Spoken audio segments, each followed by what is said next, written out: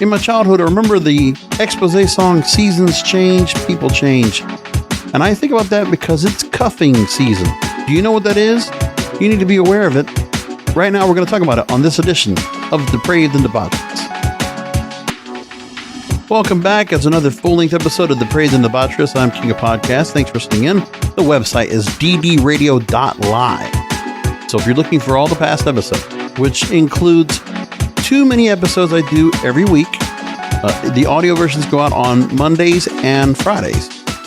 And you can find them on Mondays and Tuesdays on the video portion. And then I do this episode on Wednesday mornings, and that's when you catch the show. It's all in one place, ddradio.live. You can find the YouTube of the episode right away. As soon as it's posted, you'll find it there, and so much more. You'll see links to the psychology articles that I usually kind of pull from, and all the links to subscribe to the show and how to follow yours truly. It's all right there in one place, ddradio.live. Bookmark it, make sure you have it, and subscribe to the show wherever you do. Amazon, Apple, Spotify, Google, iHeartRadio, all those places. I'm going to really appreciate that.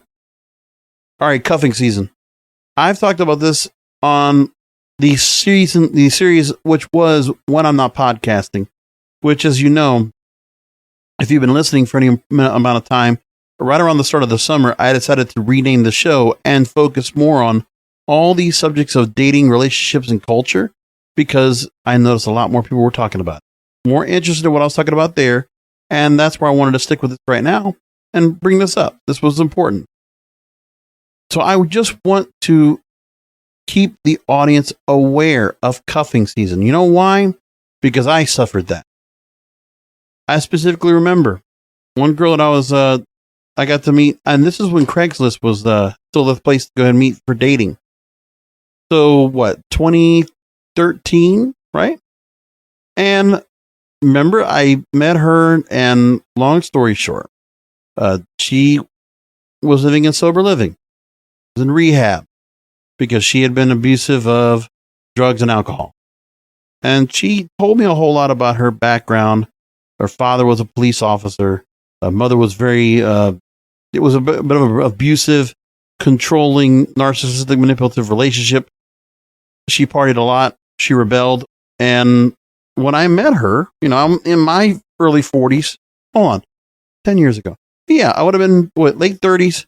And she was 29.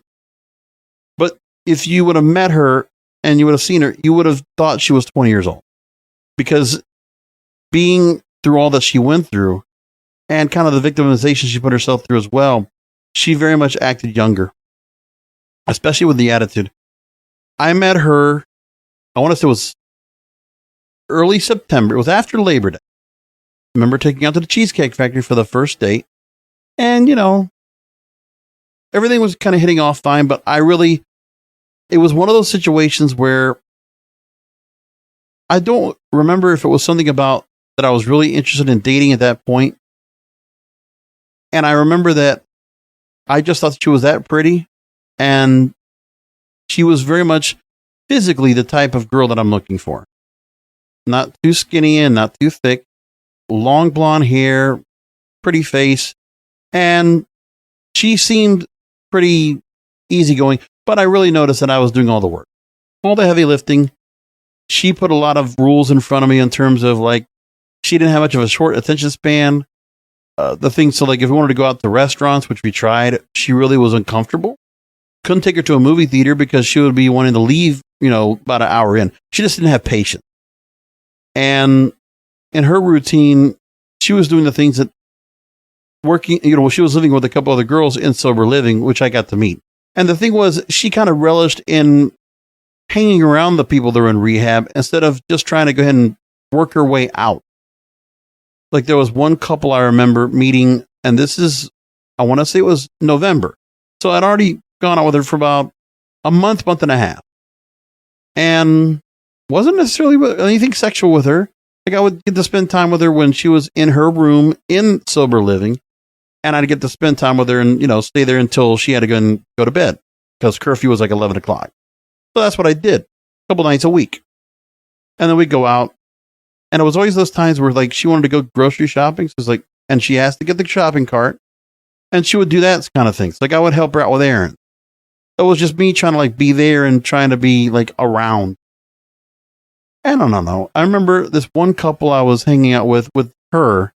It was a couple that was in rehab, and they were very much into Christmas. And I'm sure you know people like this. They take Christmas so serious. They're watching Christmas movies. They have the tree up like 8 weeks, 10 weeks early, like right after Halloween. They already had the tree up. They're wearing Christmas clothes. Like the kids are, running around in Christmas jammies. They have the stockings already pinned up. Like, wow. And in there, I felt so ick. But she wanted to spend time with her girlfriend. And I sat there and I saw the kids around, all this and that. She even got me to go to one of the step studies. So that's one of those things where, if you're in rehab, I don't know who knows this or not, but I'm going to just act like you don't. A step study is I'm sitting in there sober among all these other people that are recovering addicts. And they're all giving their stories and they're, just doing round table. They're all sitting around in a circle and they're all talking about things that they're trying to work on to help build themselves up. And this one guy is managing things. She thought I should know about this. Like, all right, I understand. And I was just being supportive. And then I remember we got to a point where we were getting together for a Christmas party. Again, within the group of sober living. And so like there's 20, 30 people together. These people are tweaking. You see some people that are sneaking away, trying to grab a drink or do something else. And, there was an effort to make a Christmas party. And I remember she kind of was like showing me off as if like, look, I got this sober guy. Like I was like, oh my God, I'm like so valuable. She didn't treat me as such, but she saw me as a prop. I was like, and then the other thing was down the line, she really felt like she wanted me to take her out of sober living, move in with me and marry me and have kids. Like it wasn't even like something I even talked to her about. And she talked about she'd love to be able to have that happen in the next 3 months. I was like, really? Wanted to move in, wanted to have kids, marry me. Like she wanted to start up the whole family with the first decent guy she found. That's what she looked at me at. I was the guy I was going to find a way to get her out. Well, there was one like den mother that she was very close to in one of the sober living places. And she kind of was like her sponsor, also making sure that whenever she had to go ahead and, be examined, do IOPs or she has to take a piss test to make sure that she's negative for drug testing. Right. And I remember something where we had to stop at this den mother's house and this girl's talking back at her and something about me. And she like tried to put me as like, he is this, he gives me this, he does this for me, he does this for me. I'm like, so it doesn't matter about who I am. It's what I'm doing. And then I took it a couple of days and I was saying to myself, man, I'm being used.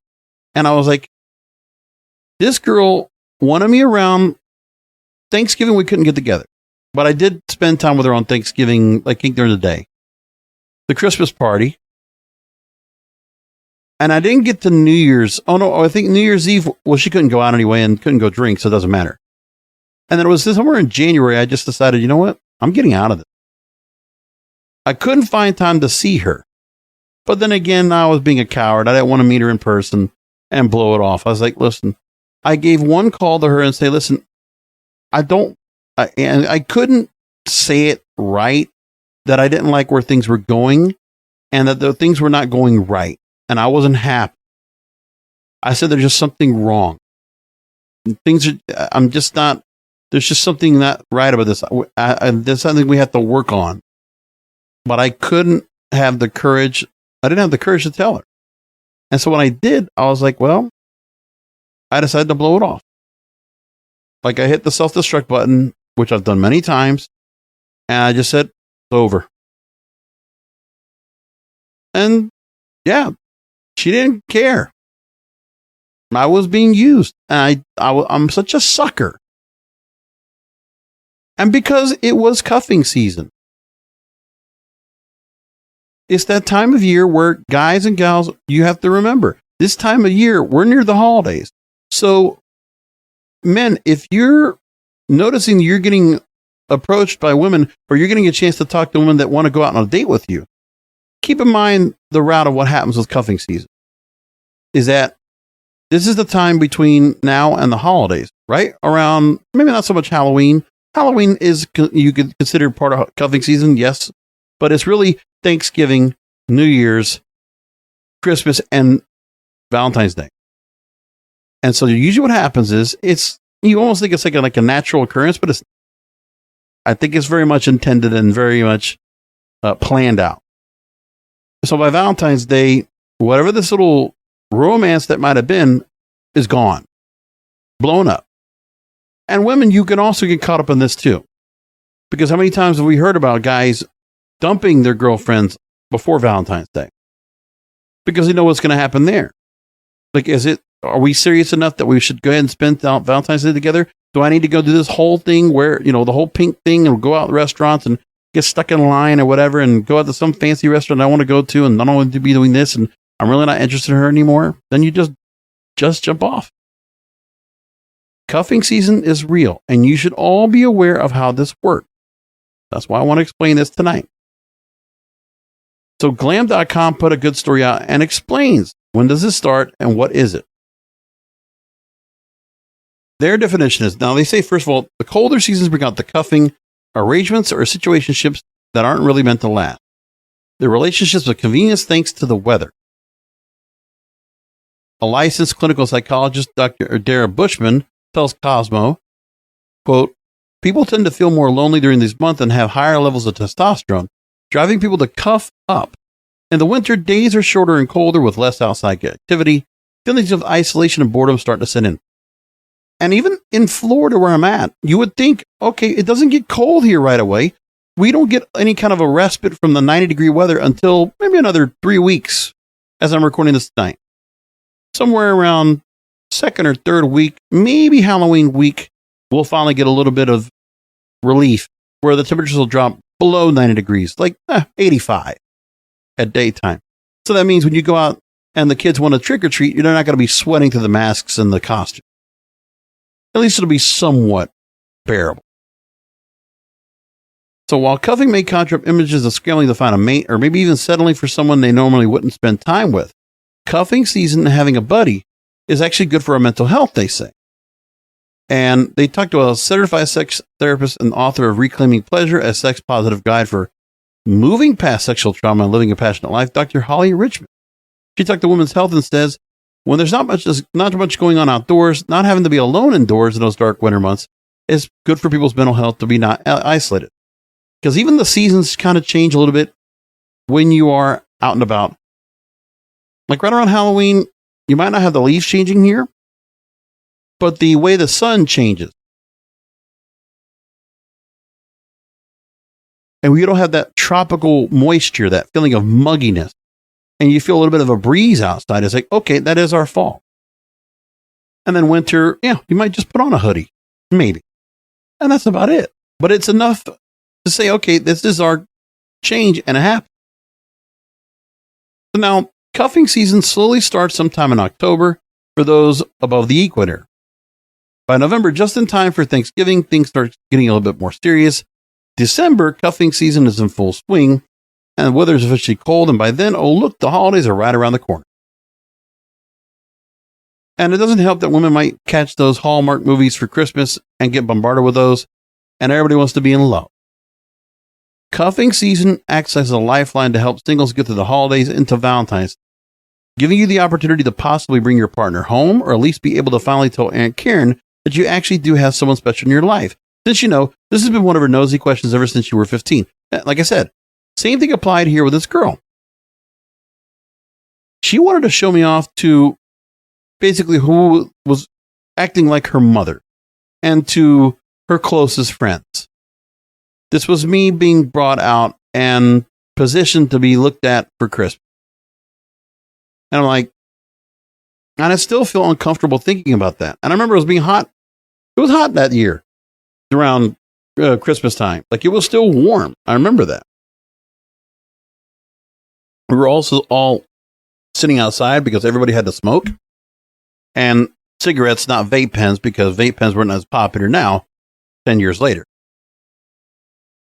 So then cuffing gives you the opportunity to possibly bring your partner home. And like I said, what happens when Valentine's Day rolls around?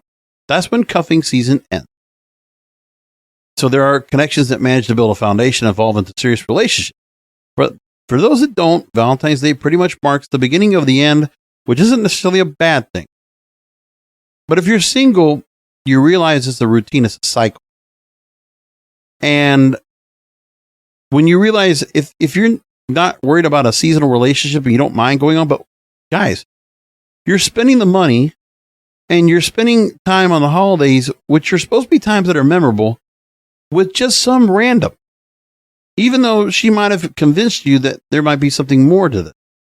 Maybe there's something after all this is done. Maybe you're going to go out and travel or something like that. You know, something's going to happen where you'll be around for the spring and go out, you know, walk the park or go to festivals or concerts, things like that. Or, you know, whatever. Summertime, go to the beach, you know, hit a cruise, whatever. All these things. But that is a pretty good way of explaining cuffing and the ramifications of it. And that's not the only one. I notice I've had that happen to me a couple of times. It's just not good. And to me, it's like, you don't want to worry about that kind of stuff. But cuffing season starts and everybody starts coming in. But then even more so, you should keep an eye on something else that happens before cuffing season, as we're learning now. This is something new I never heard about. The pre-cuffing season trend called drafting. So here's the other part I haven't heard about. So an article from stylist.co.uk, they speak with Tina Wilson, a relationship expert and founder of dating app Wingman. Quote, we have seen a 60% surge in new signups over the past 2 weeks as singletons begin drafting as the weather shifts into autumn.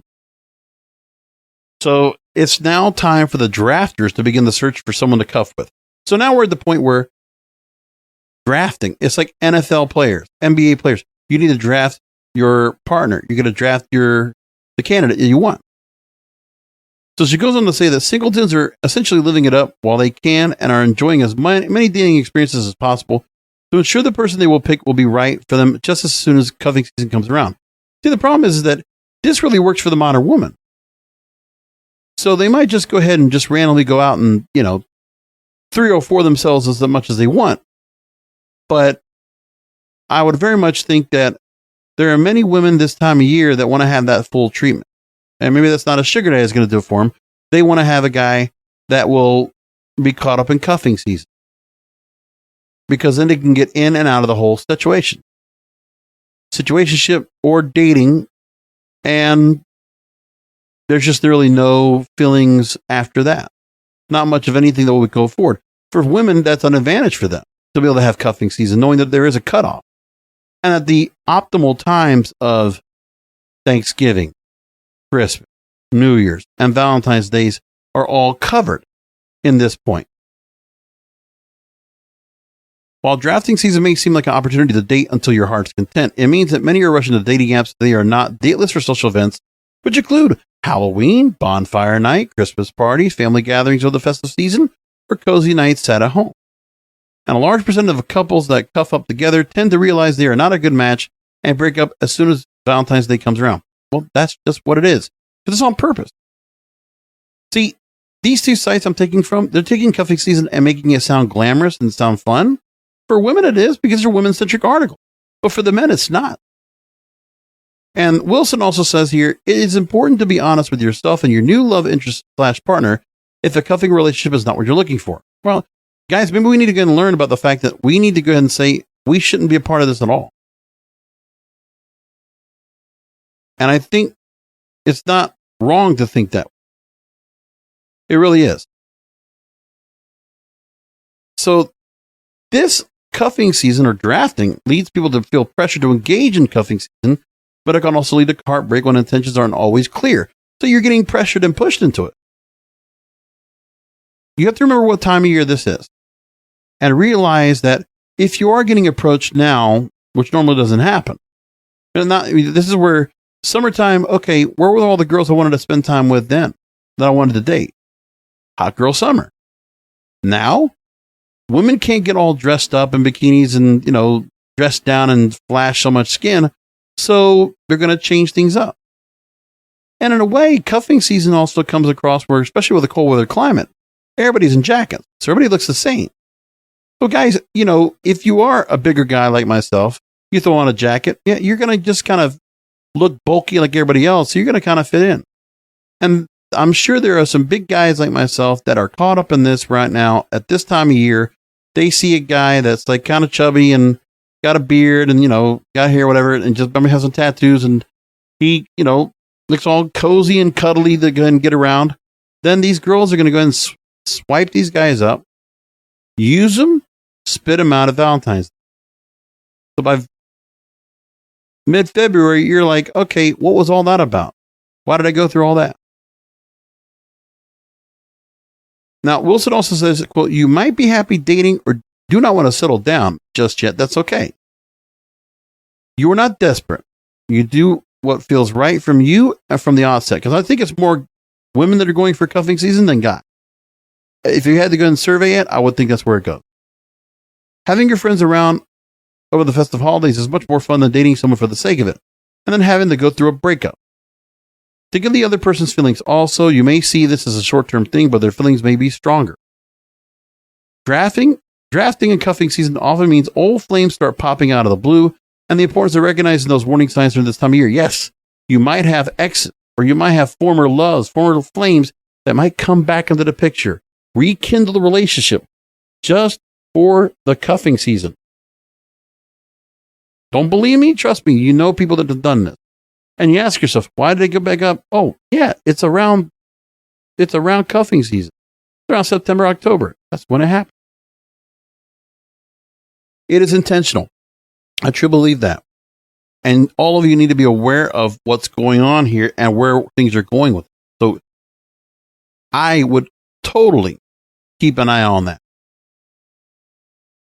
So Tina Wilson here, she also says that be aware of old flames who come out of the woodwork about now. You might have been really into them, but it is key to go back to this situation with open eyes because it can be drafting you to weigh up their options or cuffing. Another example. Okay, so I've been on Bumble, and there also has been one girl that I was really interested in, and I don't know if I talked about this on the show yet, but I was interested in her going back 7 years ago. And all of a sudden, she's hit me up this year unprovoked. I didn't hit her up. I can look at my Facebook message and I can tell you when I talked to her. It was 2016. She blew me off. And I was interested in her and I was pursuing her. Okay. Scroll up 6 years later, and she hits me up. Just a random hello. Then she does it again in March, and we talk a little bit. And then she comes back again in September. Okay. And we're talking for a couple of weeks. I figure we're going to get together and go out. But then I realize nothing has changed between me and her in terms of she, number one, doesn't want to be involved in some kind of relationship. Number two, wants to be able to also involve herself with women because she's bisexual. And there's just certain things she wants to be able to do. She wants to go out. She wants to travel. She wants to go out and hang out. And I'm in my 40s. I'm not necessarily going out to clubs and bars and this and that. I'm not going that lifestyle anymore. I already did that. All in my 30s. Done. I'm checked out of that. But this girl wanted to try to drag me around, hang out with her friends, by the way. So I want to be with her friends. I couldn't get her by herself, by the way, anyway. And I only got to spend one intimate couple of hours, one night with her out of all this. And I was going to be fine if that's all I got from her. But then we talked, and then she constantly hit me back up. And then I laid everything out. I'm like, what is this all about? What do you want from me? And she couldn't answer. And then she just kind of just gave up, which is what I needed to do. I was like, we're not going through this. I'm not going through this whole thing again. I like you. Okay. I love you, but what are we doing here? You already know there's things I don't want to do. I don't want to compromise. on certain things, but I know exactly what I want. And regardless, I still like you. And by the way, I'm not going to go ahead and judge, but I will say this too. She's changed a bit. I mean, in terms of what she's into, she's definitely gotten herself much more into her career and being independent. At the time, she was still living with family. She moved out. Now she's been independent for 5 years plus. She's, happy she's got her work. She's got her career going. She's making something of herself. She's done a lot of things. She's traveled. She moved away. She came back. So she's done a lot. So she wants somebody that she would like to try to get with somebody to complement what she's going, right? Like as if what her accomplishments are. Listen, congratulations on the accomplishment, but it doesn't make me more attracted to you. And her thing was, she was like, I still like the younger you, right? The one that I met. And she's changed a lot. So we had a falling out. I mean, she kind of just, it wasn't so much a falling out, I say. But what happened was okay, after I had that conversation, and then we had another follow-up conversation the next day. This is all on Messenger, by the way. I didn't even call her. It was all text. But what happened was that now she does like the random hello. Not every day, but every other day. Sometimes every day. If she's not working, she's trying to hit me up. And I'm saying, I'm talking to her a little bit. I'll respond when she responds to me. As if like there's something still kind of lingering around, thinking I'm going to come around and want to keep talking to her. She's waiting for me to start, more active dialogue like I was before. Because I'll admit, when I do text messaging, I talk more. I write more than the girl does. Always. Because I feel like I need to overcompensate for the lack of conversation coming from the other end. I'm a radio person. What do you expect? I'm in the media business. I'm in the communications business. I should be able to do that. So she hit me with a random hello, this and that, here and there. How are you doing? And I know why she's doing it. Would I be wrong to think that she's doing this for cuffing season? Come on. Think about it. Now, Tina Wilson here also says there's nothing wrong with wanting a cuddle buddy or someone to share moments during winter, but being clear about your intentions, being it for a long-term or seasonal relationship is important during this process. But we know people don't talk that transparent. And we'll say, you know what? I really just want to be with somebody right now for the time of year. I don't want anything very long-term. I hope you don't feel like this is bad, but you know what? I am looking just to see how things go for now. Nobody's going to flat out say, oh, I'm here for cuffing season. That's not going to happen. Sorry. It's not going to. That would be nice, but we can't expect that. Sorry. All right, I'm going to leave it there. I would love to hear what you think about cuffing season and this explanation of cuffing season. And I'd love to hear your stories. And I'd love to go and have you reach back out to me and let me know what you've gone through when it comes to cuffing season. Please do one of two things. You can email me. There's a contact form on the bottom of the page at ddradio.live. You can send me a message there. Or when you're watching this on YouTube, drop a comment below. And make sure to subscribe, share, and like the YouTube feed, the YouTube channel, where I'm always putting episodes up 3 times a week of Depraved and Debaucherous. And remember, on the website, you can also find where you can subscribe to the show. Make sure to rate and review. Give me a 5-star rating and a nice review on Apple or Spotify. I'd really appreciate that. So beware of cuffing season. It begins now, and women will be drafting you as soon as they can. So if you're on dating apps, pay attention. Guys, I'm looking out for you. Women, I'm also looking out for you too. But if you are going to do anything in this cuffing season, let yourself have fun and be a little depraved and debaucherous.